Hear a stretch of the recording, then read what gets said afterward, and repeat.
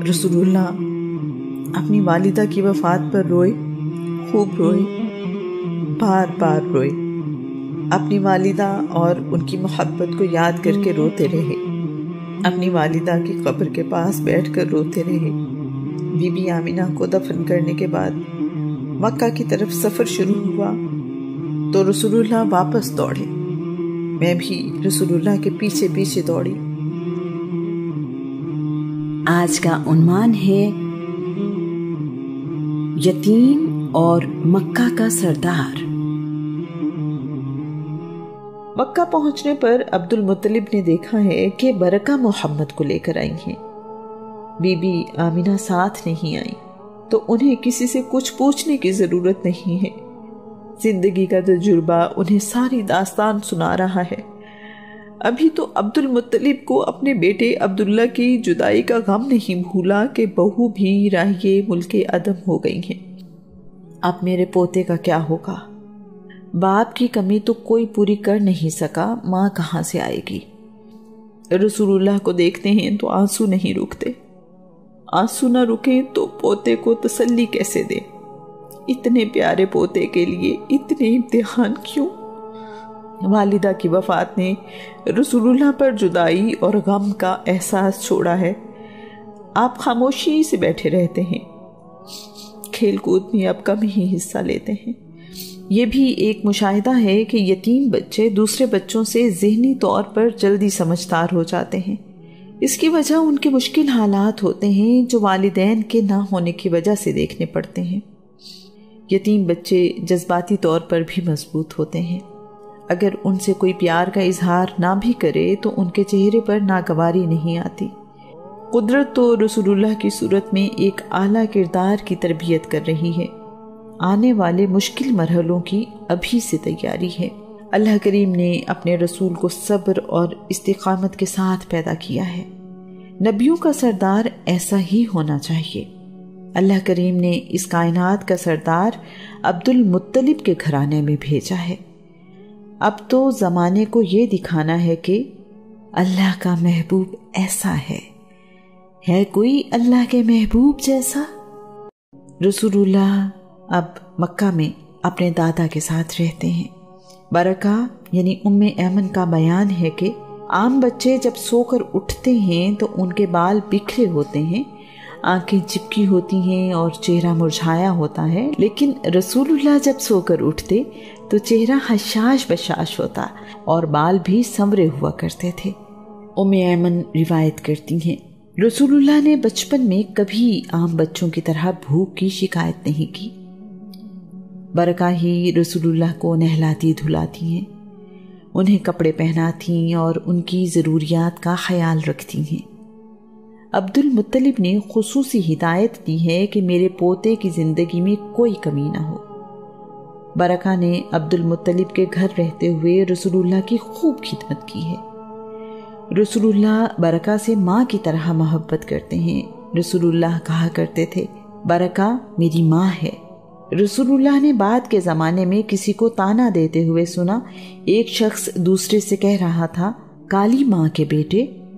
رسول اللہ نے غصے سے کہا، پیمانہ چھلک گیا۔ کسی سفید رنگ والی ماں کے بیٹے کو کسی کالے رنگ والی ماں کے بیٹے پر برتری نہیں سوائے تقویٰ کے۔ محمد سفید رنگ والی ماں کا بیٹا ہے اور اسے کالے رنگ والی ماں نے پالا ہے، وہ ان دونوں کا بیٹا ہے۔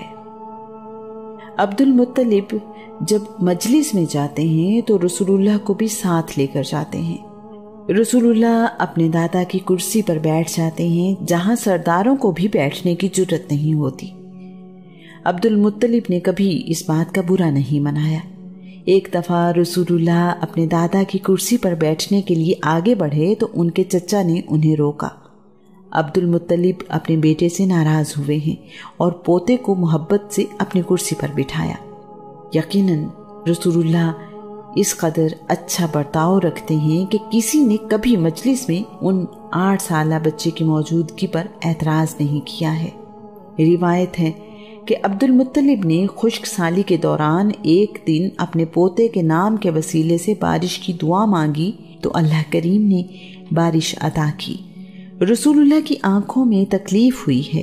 मक्का के तबीब उसे ठीक नहीं कर सके। अब्दुल मुत्तलिब उन्हें उकास, जो कि मक्का से 21 किलोमीटर दूर है, लेकर आए हैं। यहाँ के तबीब के इलाज ने बहुत असर दिखाया है और तकलीफ जाती रही है। रसूलुल्लाह इस बात को बाद में भी याद किया करते थे। रसूलुल्लाह अपने बचपन से ही बड़े ज़हीन हैं। अगर उनके ख़ानदान की कोई चीज़ गुम हो जाती है तो वो लोग रसूलुल्लाह से कहते हैं कि इसे तलाश करें। रसूलुल्लाह हमेशा कामयाब लौटते हैं। अब्दुल मुत्तलिब से किसी चरवाहे ने आकर कहा है कि मेरे ऊँट गुम हो गए हैं और मुझसे ढूंढे नहीं जा रहे, आप मोहम्मद से कहें कि मेरी मदद करें। दादा के कहने पर रसूलुल्लाह ऊँट ढूंढने निकल पड़े हैं। इस दौरान शाम हो गई है और अंधेरा छा गया है। अब्दुल मुत्तलिब परेशान हैं कि मेरा पोता पहाड़ों के दरमियान अकेला है। अल्लाह करीम से दुआ मांग रहे हैं कि मेरा पोता खैरियत से वापस आ जाए। रसूलुल्लाह को आने में देर हो गई है तो परेशानी में अब्दुल मुत्तलिब काबे का तवाफ करने लगे हैं और दुआ मांग रहे हैं कि मालिक, मेरा कम सिन मोहम्मद मुझे वापस दे दे और अपने रहम से मुझे सुकून अता फरमा। रसूलुल्लाह वापस आए हैं तो ऊँट उनके साथ है। अब्दुल मुत्तलिब ने आपको मोहब्बत से गले लगाया है और कहते हैं कि मेरे बेटे, मैं तुम्हें क्या बताऊं कि मैं तुम्हारे लिए किस कदर परेशान था। मैं किसी के लिए कभी इतना परेशान नहीं हुआ। खुदा की कसम, अब मैं तुम्हें किसी काम के लिए नहीं भेजूंगा, न तुम मुझसे कभी जुदा होना।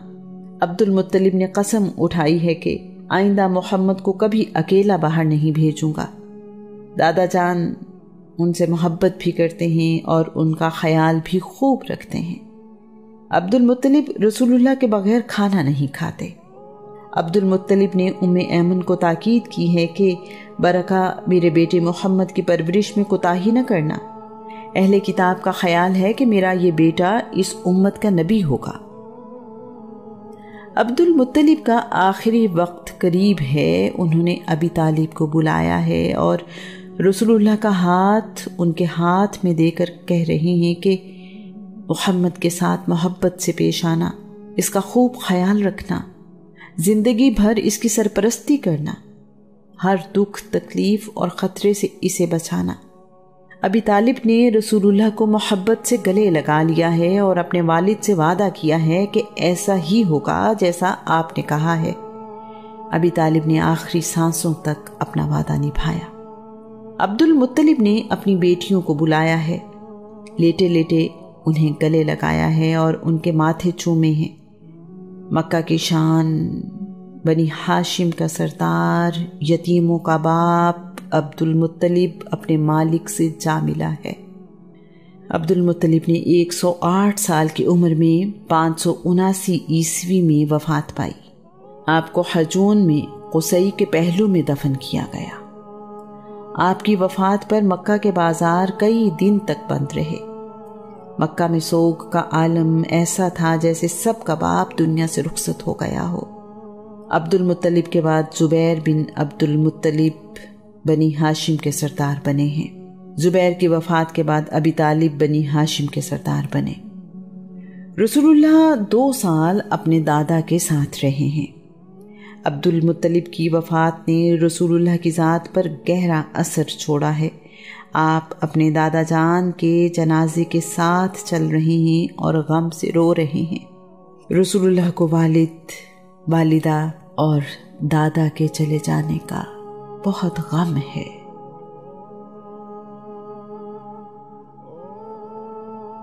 उन्होंने रसूलुल्लाह को अपने बेटों से ज्यादा अजीज रखा है। खाना खाने के लिए रसूलुल्लाह का इंतजार करते हैं। जब भी घर आते हैं तो सबसे पहले रसूलुल्लाह के बारे में पूछते हैं। अबी तालिब के पास आ जाने के बाद रसूलुल्लाह को यतीमी का गम भूलना शुरू हो गया है।